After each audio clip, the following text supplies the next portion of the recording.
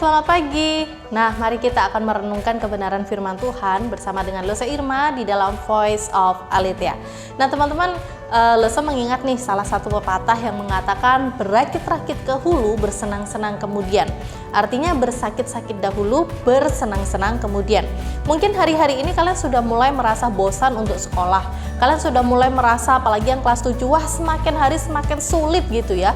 Masuk SMP ternyata susah banget dan mulai turun gitu ya. Semangatnya mulai turun, kemudian semangat untuk belajarnya mulai nggak ada. Nah, Losa ingetin lagi nih ya, bahwa kita nih, kalian semasa remaja, ayo kalian mulai pertarungan kalian begitu ya. Kalian harus menyediakan diri kalian mau untuk diperlengkapi lebih dan lebih lagi supaya apa? Supaya kelak ketika kalian itu sudah kuliah atau ketika kalian nanti sudah bekerja atau di dunia pekerjaan yang sesungguhnya, kalian akan lebih mudah. Kenapa? Kalau kalian sudah memperlengkapi, mendisiplin diri dari hari ini. Oleh sebab itu, yuk tetap semangat, tetap mau memperlengkapi diri, baik itu dengan iman, terutama ketika merenungkan firman Tuhan di pagi hari dan juga Voice of Aletheia, dan juga kita juga memperlengkapi diri dengan akademis kita. Artinya jangan malas-malas untuk belajar ya. Tetap semangat, kobarkan semangat untuk belajar. Nah, hari ini kita akan belajar tentang satu tema, yaitu mencari cara untuk membantu orang lain. Nah, mari kita berdoa. Bapa di surga, terima kasih Tuhan menyertai setiap anak-anak-Mu hari ini, baik mereka yang offline, baik mereka yang online. Tuhan berkati setiap anak-anak-Mu ketika akan merenungkan firman Tuhan. Di dalam nama Tuhan Yesus Kristus kami berdoa. Amin. Hai guys, apa yang akan kalian lakukan ketika kalian ingin membuka botol aqua ini dan sulit sekali untuk membukanya? Tentunya kalian pasti akan memikirkan orang yang ada di sebelah kalian dan kalian akan meminta pertolongan, bukan, kepada mereka. Dan apa juga nih yang akan kalian lakukan ketika kalian tahu teman kalian itu membaca firman Tuhan lalu garuk-garuk kepala, lalu dia mengatakan, aku kok nggak ngerti ya? Dan ternyata kalian tahu apa yang dimaksud oleh firman Tuhan itu. Apa yang akan kita lakukan? Tentu kita pasti akan menolong mereka, bukan? Nah, hari ini kita mau belajar tentang bagaimana cara kita untuk menolong orang lain. Di dalam Alkitab diceritakan ada dua orang yang bersahabat. Dia adalah Daud. Siapakah sahabat Daud? Ya, benar sekali, adalah Yonatan, atau bisa kita katakan dia adalah anak daripada Saul. Nah, mereka bersahabat. Dan ternyata Daud menghadapi sebuah permasalahan yang besar. Kita bisa melihat di dalam 1 Samuel pasal yang ke-20. Nah, coba kalian baca ya, coba kalian buka firman Tuhannya semuanya. Nah, kita akan baca, Losa akan bacakan di ayat yang ke-18 sampai dengan ayat yang ke-22. Silakan teman-teman simak di dalam Alkitabnya masing-masing. 1 Samuel pasal 20 ayat 18 sampai dengan ayat yang ke-23. Firman Tuhan mengatakan, kemudian berkatalah Yonatan kepadanya, besok bulan baru, maka engkau nanti akan ditanyakan, sebab tempat dudukmu akan tinggal kosong. Tetapi lusa engkau pasti akan dicari. Engkau harus datang ke tempat engkau bersembunyi pada hari peristiwa itu, dan duduklah dekat bukit batu. Maka aku akan memanahkan 3 anak panah ke samping batu itu, seolah-olah aku membidik suatu sasaran. Dan ketahuilah, aku akan menyuruh bujangku, pergilah mencari anak-anak panah itu. Jika tegas kukatakan kepada bujang itu, lihat anak-anak panah itu lebih kemari, ambillah. Maka datanglah, sebab demi Tuhan yang hidup engkau selamat dan tidak ada bahaya apa-apa. Tetapi jika begini kukatakan kepada orang muda itu, lihat anak-anak panah itu lebih ke sana, maka pergilah, sebab Tuhan menyuruh engkau pergi. Tentang hal yang kita janjikan itu antara aku dan engkau, sesungguhnya Tuhan ada di antara aku dan engkau sampai selama-lamanya. Wah, teman-teman, ini menarik sekali ya. Ini adalah kisah daripada Daud dan Yonatan, dimana pada waktu itu kita tahu bahwa Daud itu lari ya, sembunyi dari siapa? Dari Saul yang hendak membunuh Daud. Ketika Yonatan tahu bahwa Daud akan dibunuh oleh ayahnya sendiri, yaitu Saul, dia berpikir bagaimana caranya aku menyelamatkan dan aku menolong sahabatku Daud. Mengapa Yonatan mau menolong? Karena Yonatan tahu benar bahwa Daud itu tidak melakukan kesalahan.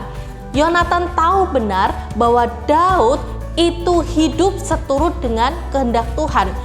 Oleh sebab itu, dia berani untuk mencari cara menolong Daud. Nah, teman-teman, ketika dia bergumul bagaimana cara untuk menolong Daud, maka ia menemukannya. Di dalam firman Tuhan tadi kita sudah lihat kita sudah baca, ternyata Tuhan memberi cara kepada Yonatan untuk menolong Daud. Kalau kita memperhatikan ayat yang ke-18, di situ kita bisa melihat begitu bahwa Yonatan ini sangat-sangat tahu nanti kamu pasti akan dicari. Kenapa? Karena tempat dudukmu kosong. Nah, kemudian besok pasti kamu akan dikejar di mana kamu bersembunyi. Oleh sebab itu nanti aku akan kuberikan tanda. Ada panah, terus nanti dia mengatakan suara kepada bujangnya. Nah, teman-teman, ini adalah cara yang dimiliki oleh Yonatan untuk menolong si Daud. Dikatakan yang paling menarik di situ tentang hal yang kita janjikan itu, antara aku dan engkau sesungguhnya Tuhan ada di antara aku dan engkau sampai selama-lamanya. Jadi rencana daripada Yonatan untuk menolong Daud, cara yang dipakai Yonatan untuk menolong Daud itu bukan cara-cara yang sembarangan, tetapi dia bergumul, dia berdoa, dia minta sama Tuhan hikmat untuk bagaimana caranya dia bisa menolong Daud. Teman-teman, kalau kita melihat di dalam kehidupan kita, sebenarnya ada begitu banyak orang-orang itu yang membutuhkan pertolongan kita. Ada banyak teman-teman kita yang ada di sekitar kita, nggak usah jauh-jauh, yang ada di kelas kita saja. Itu ada banyak orang yang juga membutuhkan pertolongan kita. Membutuhkan pertolongan di dalam hal apa? Banyak hal. Contoh, ketika mereka kesulitan di dalam studi mereka yang susah untuk belajar matematika, yang susah untuk belajar bahasa Inggris, dan kalau kita bisa matematika, bisa bahasa Inggris, maka kita harus mencari cara untuk bagaimana cara kita menolong mereka. Bukan menolong mereka artinya memberi jawaban ketika ada tugas, memberi jawaban ketika ada ulangan, itu bukan menolong mereka. Tapi bagaimana cara kita untuk menolong mereka, cara kita untuk membantu mereka supaya mereka paham, supaya mereka mengerti. Jadi bukan hanya untuk memberi jawaban, tetapi bagaimana kita menuntun mereka, mengajari mereka supaya mereka sungguh-sungguh mengerti, baik itu matematika, bahasa Inggris, dan pelajaran-pelajaran yang lainnya. Jadi bukan hanya minta jawaban ketika kalian membutuhkan pertolongan, tetapi bagaimana kalian minta diajari supaya kalian bisa mengerti. Sehingga bukan hanya hari ini, tetapi besok-besok kamu juga sudah bisa mengerjakan karena pertolongan temanmu yang sudah mengajari cara untuk mengerjakannya. Nah, ataupun juga ketika ada teman-temanmu yang tidak memiliki teman, jangan berpikir bahwa kamu nggak bisa berteman nih, ya sudah kamu ya sudah aku tidak mau berteman dengan kamu. No, tetapi kita harus juga memikirkan, kita harus bergumul, Tuhan, bagaimana caranya untuk aku bisa dekat dengan temanku, karena kasihan dia selalu sendirian, tidak punya teman begitu Bagaimana cara aku menolong dia supaya dia itu bisa berbaur, bisa berteman dengan kita semua, bukan malah diejek, bukan malah dibullying begitu tetapi bagaimana caranya engkau menolong dia. Nah, itu yang harus kita lakukan untuk bisa menolong dia. Nah, teman-teman, kalau kita juga melihat ada teman-teman kita yang ada di sekitar kita, mereka juga bergumul dengan perekonomian mereka. Mereka tidak punya uang, mereka tidak punya uang saku, mereka tidak bisa beli buku, mereka tidak bisa beli seragam, dan yang lain sebagainya. Lalu kamu tahu temanmu ini sedang kesulitan di dalam keuangan. Apa yang harus kita lakukan? Nah, teman-teman, mari kita cari cara. Kalau kita juga tidak bisa membantu, waduh, kalau aku membantu keuangan, aku juga tidak bisa. Berdoalah kepada Tuhan apa yang harus aku lakukan Tuhan untuk temanku, atau mungkin rundingkan dengan wali kelasmu, rundingkan dengan Lose Irma, rundingkan dengan teman-teman, bagaimana cara kita bisa menolong untuk teman kita bisa membeli buku, untuk teman kita bisa membeli seragam, dan yang lain sebagainya. Nah, teman-teman, menolong orang yang ada di sekitar kita tuh sangat penting sekali. Karena apa? Tuhan tempatkan orang-orang di sekitar kita bukan untuk kita bullying, bukan untuk kita jahatin, bukan untuk mereka menerima omongan kotor kita, bukan untuk mereka itu menerima sikap kasarnya kita, tidak. Tetapi Tuhan tempatkan kita di kelas kita, Tuhan tempatkan kita di komunitas sekolah kita, itu karena Tuhan punya rencana untuk kita bisa menolong orang-orang yang ada di sekitar kita. Sama seperti Daud dan Yonatan.